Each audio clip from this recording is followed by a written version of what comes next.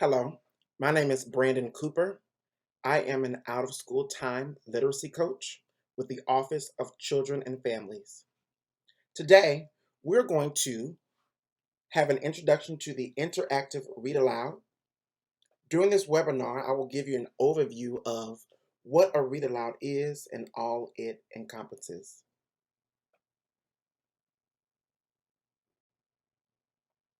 Well, you may ask, what is a read aloud? A read aloud is a teaching context in which children are actively listening and responding to an oral reading of a text. Basically, it is just you, the teacher, reading a text to your children.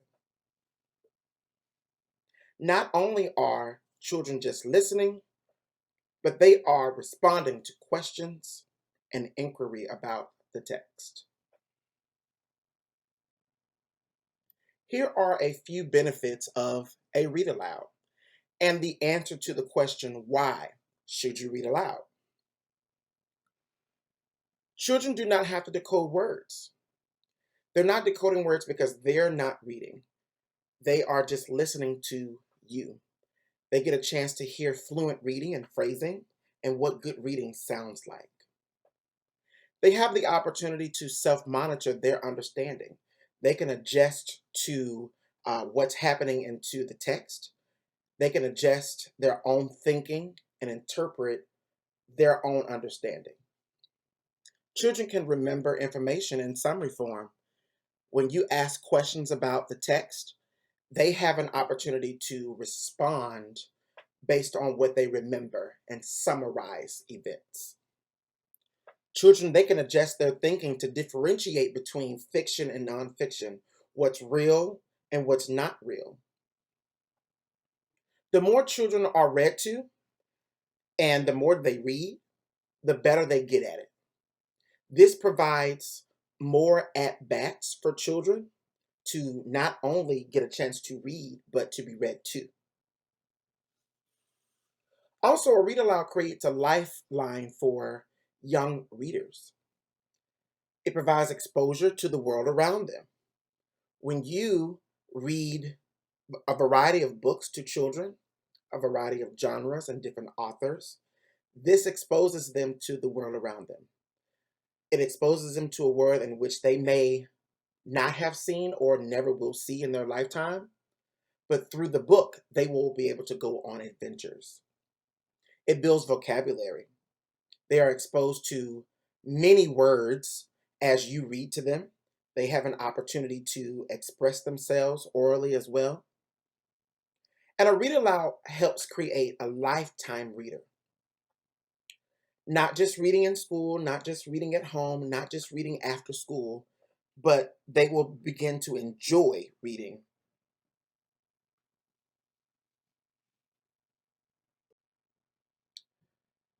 You may experience a few English language learners, and here are a few special benefits for them as well.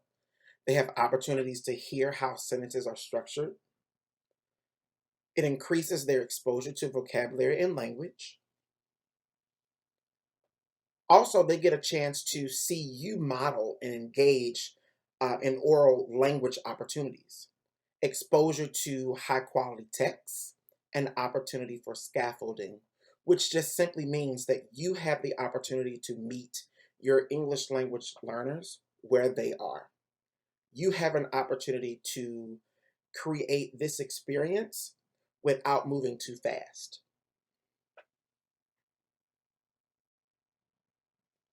This is a picture of Superman being interviewed by a group of reporters. They're asking him to tell them his secret to success. How did he become Superman? How did he become so successful? How did he become who he is? And his reply was, I was read to as a baby.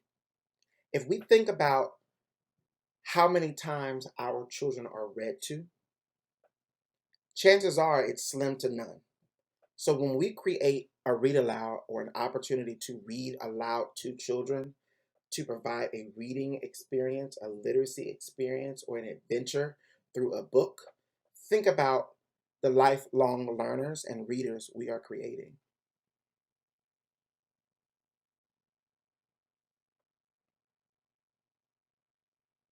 During a read aloud, children have a responsibility as well as you, the teacher. And here are just four things in which you, the teacher, will be doing as you read aloud, or as even as you create this read aloud experience for your group of children. You're asking questions, you're providing context and background, you're modeling what good reading is, you're modeling good reading strategies, and you are facilitating discussions.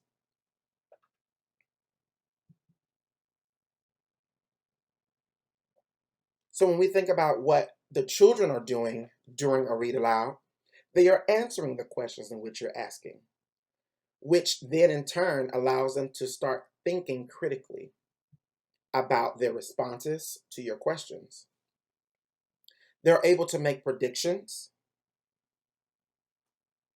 and they're also to discuss their interpretations of the text, how they feel about the text, and what they think may happen or is happening with characters and or events. What does a read aloud look like? A read aloud could simply mean that children are meeting with the teacher in a reading area, or in this day and age, as we move to more a virtual experience on an online platform. Children are sitting with their reading partners. They may be sitting with family members, and or they may be sitting on a screen with you with other participants. Your read aloud book is marked with post-its. This finds places in the book where it's important to start a discussion or stopping points. Children are able to use notebooks or pictures or some type of note-taking procedure so that they can keep up with the text and or so they can provide their interpretations of the text. Children are talking about the book. It's interactive, so we want them to share and talk with one another. This could be together on a rug, in a reading area, or even in a breakout room or a chat room if you're online using a virtual platform. Teachers are listening in, recording those conversations so that it can ignite further, deeper conversations. And during this time, you may want to ignore hands or interruptions so that everyone can have a premium experience. And as always, we want to make sure that the learners as well as the teachers are excited. What does it sound like? You, the teacher, are modeling comprehension and explaining vocabulary through think alouds, showing children exactly how to use reading strategies. A think aloud shows our students or our children what exactly we do. What are the processes in which we use to help process or to even break down a text and its meaning? Students share their thinking and their ideas related to what's being said, what's being read, using their own interpretations. They're listening, they're clarifying, elaborating, they're building upon one another's ideas. They're asking purposeful questions. You are asking purposeful questions that promote that higher order thinking. We want to also try to avoid the yes, no questions. We want children to provide elaborate responses to questions in which we ask. This is where the thinking critically comes in. You can then report out what you heard, and we want to make sure that the engagement is very high.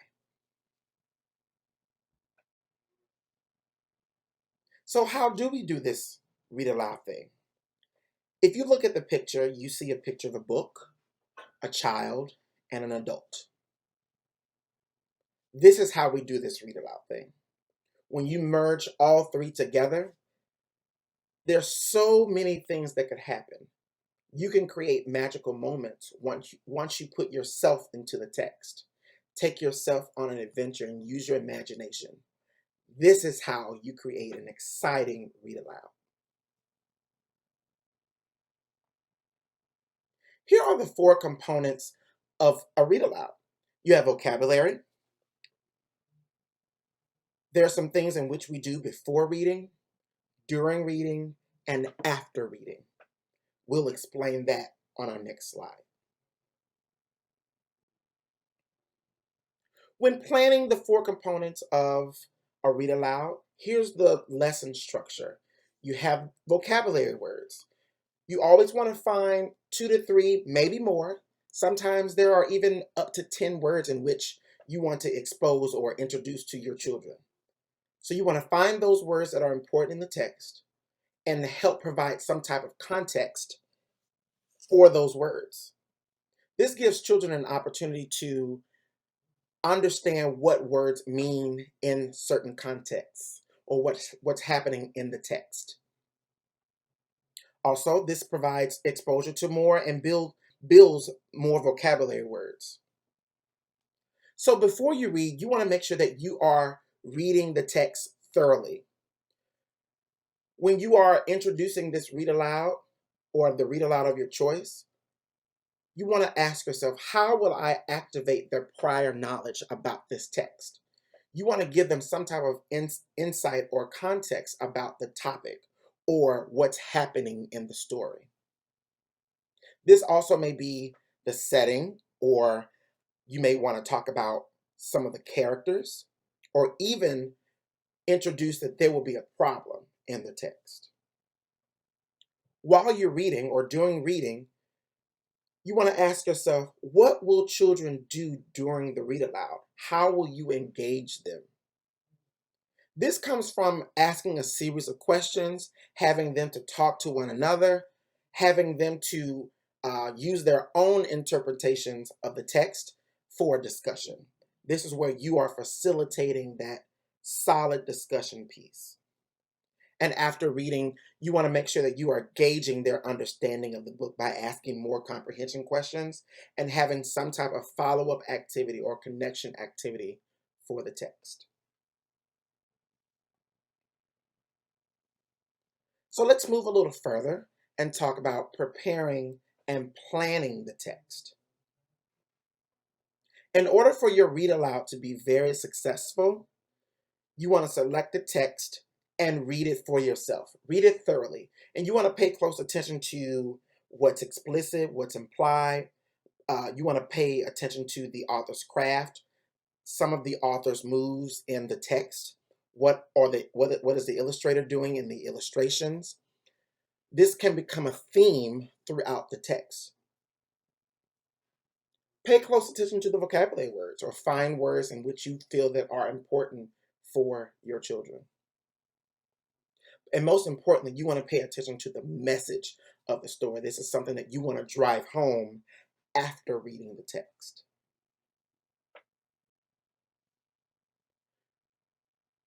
You also want to determine your focus for the text. You want to name what's being taught. What do you want children to take away from the read aloud?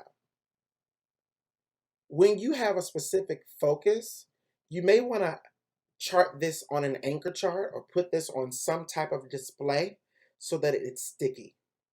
You want children to leave the read aloud or take something away from the read aloud.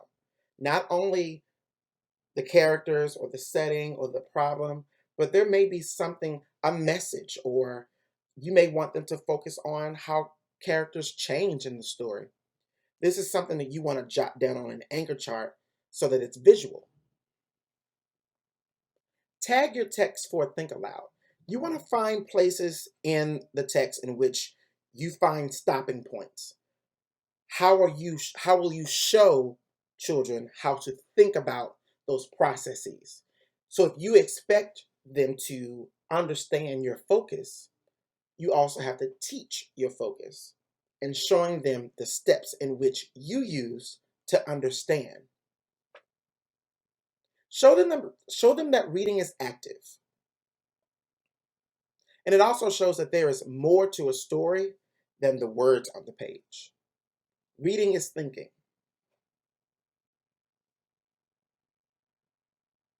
Tag the text for promoting the turn and talk, opportunities for children to talk and discuss.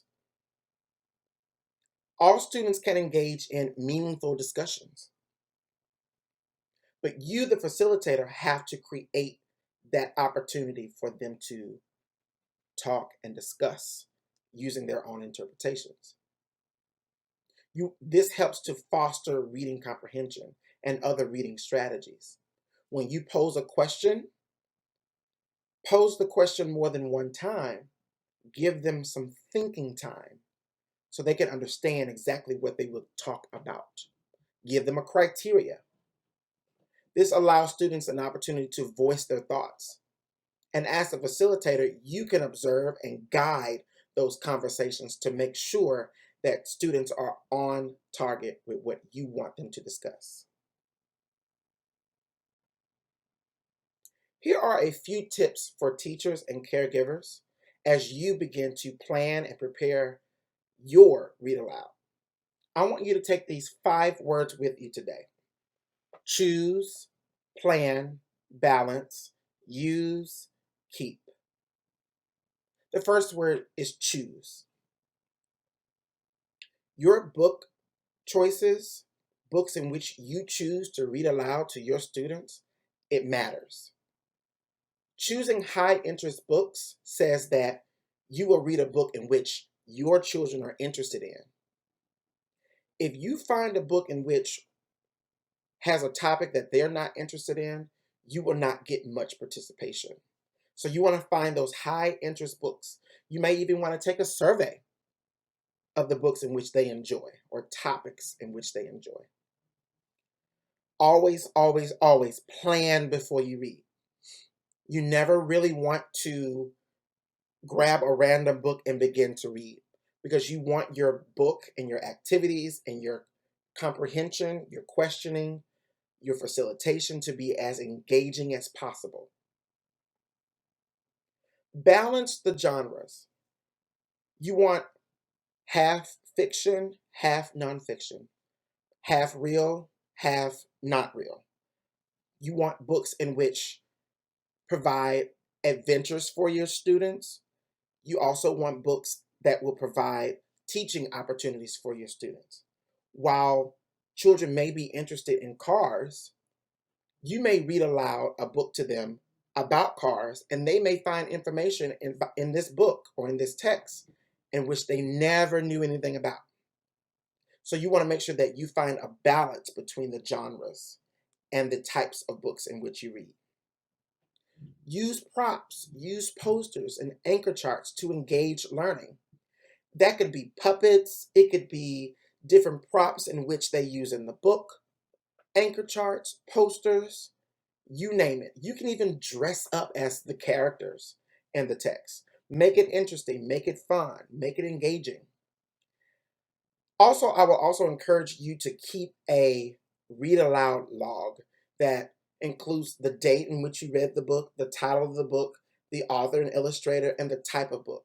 This way you won't read the same book over. Also, it gives a visual aspect to all of the books in which you've read. And if students or children want to read the book again, they'll know exactly where to go or where to find certain texts. I hope that you have learned something about what a read aloud is, and happy planning to you. I hope that you are able to make your engaging read alouds very interesting for your children and your students. Thank you.